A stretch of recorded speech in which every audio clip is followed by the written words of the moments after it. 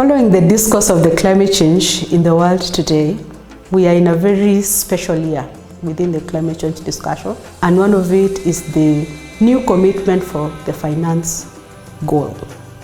So the new collective quantified goal on climate finance is something that Africa should be keen on, especially as we head to COP29, because our finances are still far from meeting our resilience and adaptation needs. We also need to position the adaptation pillar, because that is where we are most affected, and therefore the resilience of the African economies against debts, against the climate crisis, and against poverty is something that we should never lose sight of. There are a number of areas that we need to push for in climate action, especially coming from ACS 2023, and one of these was very significant, especially, and was very visible during the Africa Climate Summit 2023, and this is children inclusion. They came hard, it was really amazing, because them coming and having their own pre-summit first, because they realized we need to be strategic. We need to come up with a summit of our own, which acted like a pre-summit, Africa Children Climate Summit, and were able to come up with a declaration from this. And from the declaration, they were able to take this declaration and take it to the African leaders present. They were able to take it to the organization present. They were able to take this to the development partners who are present, and they told us we want to be included in this. And for me, seeing the children's declaration being adopted into the main Nairobi declaration, that is an area that showed us we need to include children. Another area that needs to be pushed for more, in my opinion, is on climate training, because I will say that during our project with GIZ Kenya and GIZ AU, we targeted 3 counties in Kenya. But then coming from this, the children themselves were telling us, you need to reach more of our peers in different counties in Kenya, for example, and also reaching to different children in different countries. And so climate education training is something that needs to be pushed and pushed and pushed for more, because we need to understand what is happening. We need to understand, we can see it, but then having an understanding of what is happening will also enable us as Africans and as children and as young people to ensure that we are part of this conversation.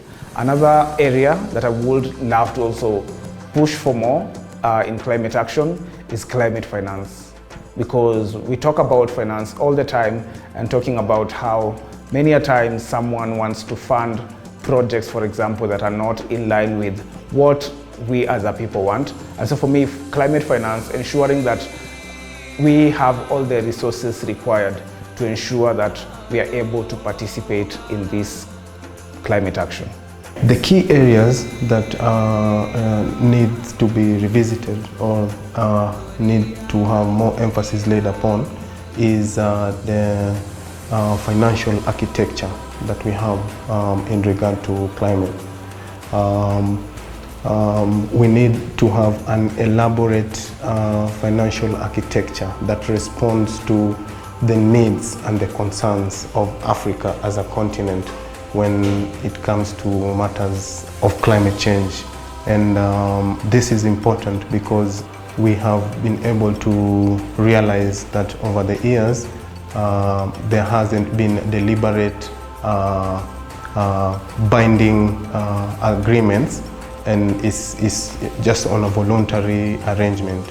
So having a well outlined financial architecture like the global climate finance charter will allow also for Africa to be able also to have an opportunity also to get proper funding, not by way of borrowing or by way of donations or volunteer, but by a way of a well outlined financial architecture that will give us the power also to strike the balance between the emitters and those who suffer the brunt. Besides that, another key area is the amplification, the preservation, and also the development of indigenous African knowledge and practices in articulating issues to do with climate change, because we are able to see that most of the adaptation measures that are being championed for Africa are eliminating or are slowly suppressing the indigenous African ways of responding or coping with climate change. Besides that, I think another key area would be the inclusion of the youth in decision making, in policy formulation, and also in participating directly through innovation and creativity in matters to do with the climate change.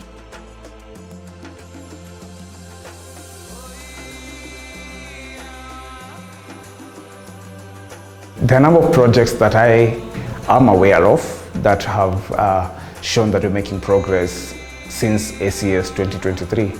One of them, like I had mentioned earlier, is the Nutritionist partnership with the GIZ. It is called the Children in Climate Accountability Project, and it touched on 3 counties across the country. One of the counties was Kisumu, the other was Malindi, which covered the larger coastal region, and we also had Nairobi. And this brought together about 100 children who were empowered and trained around climate action as young climate champions. We also had educators who were trained around 60 educators who are trained on how to train children and how to reach children with the message of climate action. Another project I'd say is First Lady Mazingira Awards. This is really important for me and also for the country, and I believe should be emulated in different other countries, because recognizing the work that children are doing around climate action and actually awarding these children, that was really big for me and something that needs to be picked up. So that was it. And we also have projects like the Kisumu Children Climate Summit, children coming together and saying we need to have this conversation around Kisumu. We also have a project in Malindi around 1 billion trees, I think by 2030, and these are significant steps that individuals and organizations are making towards ensuring that we are able to make significant change, positive change towards climate action. And I also don't want to forget the different governments that are supporting children and the different organizations that are supporting children to go to places, to be part of the conversation, going to places like COP, the upcoming COP, for example. I know there are different organizations that are working to bring children. We also have different platforms that children are participating both locally, regionally, and globally. During ACS 2023, Kenya launched a unique program known as Financing Locally Led Climate Action FLOCA, a program that is worth around 7.4 billion Kenya shillings, that is supposed to support communities be able to implement locally led climate action. Since then, we as the Kenya Platform for Climate Governance, in collaboration with the National Treasury and Economic Planning, under the FLOCA program, developed the CSO engagement framework, where the CSOs have representatives in all the counties. And we are happy to report that 46 counties have since undertaken elections, and we have leaders in the respective counties. These leaders integrate together with the county planning committee. They integrate together with the county steering committee on climate change, and eventually with the ward steering committee, with the ward climate change committees. And this governance framework is catalyzing the involvement of communities in implementing climate action. Through the FLOCA program, it is expected that Kenya, especially the communities in the country, will be able to address the specific circumstances that they face in addressing climate change in their localities. I come from a forest adjacent community, and we were able to partner with KPCG and PACJA on community education and awareness to the forest adjacent communities. Number one, on the Forest Management Act that extends the responsibilities and obligations of forest management not only to the government agency KFS but also to the forest adjacent communities. So we have been studying with the communities on the Constitution of Forest Management Act of 2016. We've also been able to go through the Forest Management Agreement that was drafted between the communities and the Kenya Forest Service. We have also had an opportunity also, and just still under the same platform, to also study the Participatory Forest Management Plan, a document that is brought forward through dialogue and consultations and agreements by the forest adjacent communities together with the KFS.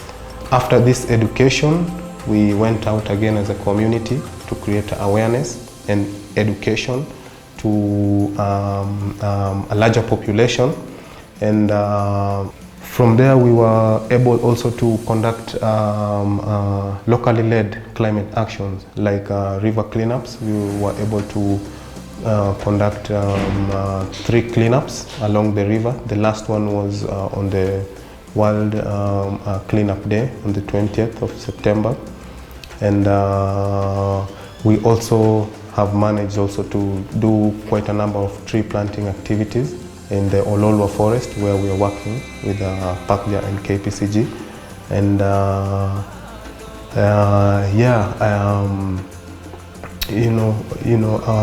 identification of endangered tree species, and also developing strategies which we will use also to try and reinstate these species and protect them further. So that's a practical, progressive initiative that was born directly after the climate summit, through also the partnerships and the networking that we were able to formulate during this summit.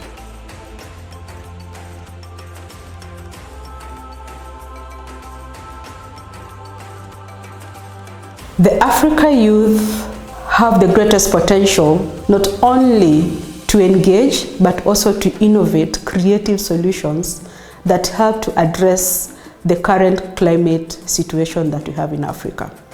Flip it from the problem, it becomes an opportunity.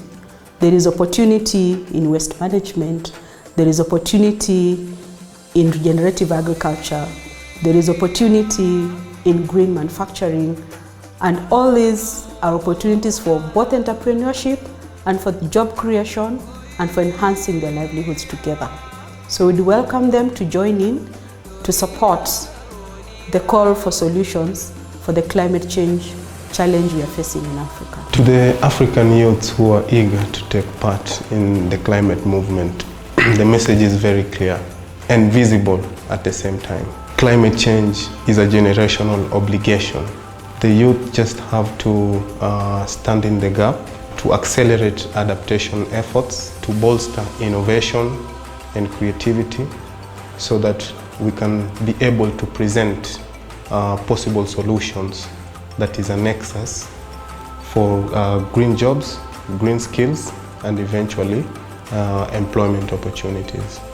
My message to African youth who are eager to take part in climate action will be, we need to be bold enough to be part of this conversation. We need to take up these spaces that are there, because no one is going to invite us to be part of this conversation. We need to be part of this conversation by educating ourselves, by being confident enough, by ensuring that we are able to know what we are talking about and what we are doing on matters climate action.